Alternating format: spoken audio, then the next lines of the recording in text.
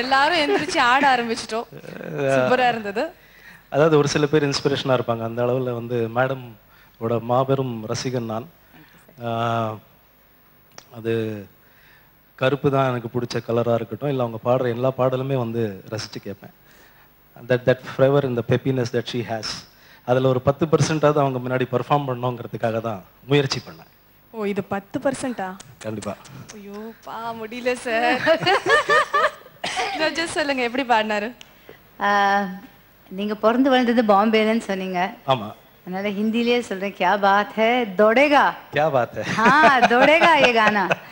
Really very very good, excellent showmanship and உங்க range is amazing. நீங்க வந்து you learned music at some point in time?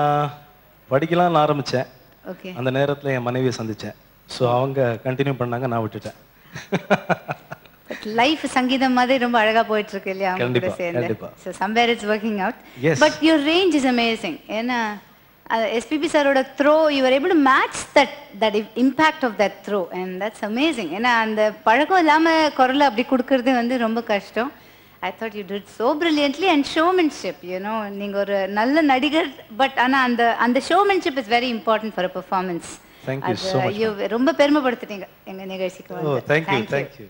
Abhishek வந்து ஒரு சிறந்த நடிகர். அவருடைய நிறைய மோகமிழ் படத்துல இருந்து நிறைய அவருடைய ஆக்டிங்கை நான் வாட்ச் பண்ணிட்டு வரேன். அவர் பாடுவார்னு எனக்கு இன்னைக்கு வரைக்கும் தெரியாது, பட் இவ்வளவு நல்லா பாடுவார்னு இந்த மொமெண்ட் வரைக்கும் தெரியாது. ஏன்னா அவர் வந்தபோது தெரியும் சரி பாட வந்திருக்காருன்னு, பட் இவ்வளவு நல்லா பாடினார். அந்த as she said, அந்த ரேஞ்ச் வந்து ரொம்ப கஷ்டமான ரேஞ்ச். சர்வசாதாரணமா அந்த நோட்ஸை ஹிட் பண்ணாரு. அண்ட் அதாவது இந்த பாட்டை இப்போ ரீமிக்ஸ் எல்லாம் பண்ணியிருக்காங்க, பட் இவர் வாய்ஸ்ல கொஞ்சம் ரீமிக்ஸ் பண்ணாரு.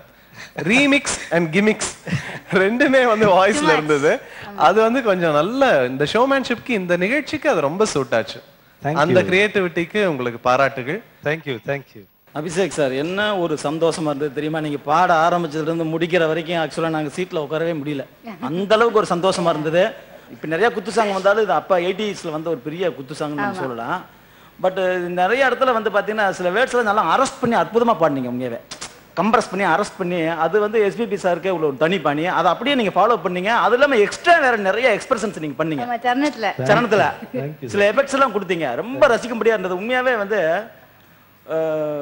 ரொம்ப உண்மையாவே சந்தோஷத்துல போய் எல்லாருமே ஒரு ஆட்டம் போட்டு முடிச்ச மாதிரி இருந்தது. ரொம்ப ரொம்ப நன்றி ஐயா. Thank you so much. Thank you judges. Livingston sir, நீங்க சொல்லுங்க, எப்படி பாடினாரு?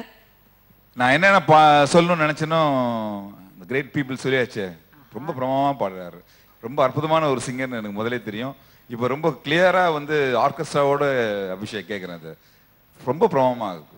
Thank you sir, and thank you.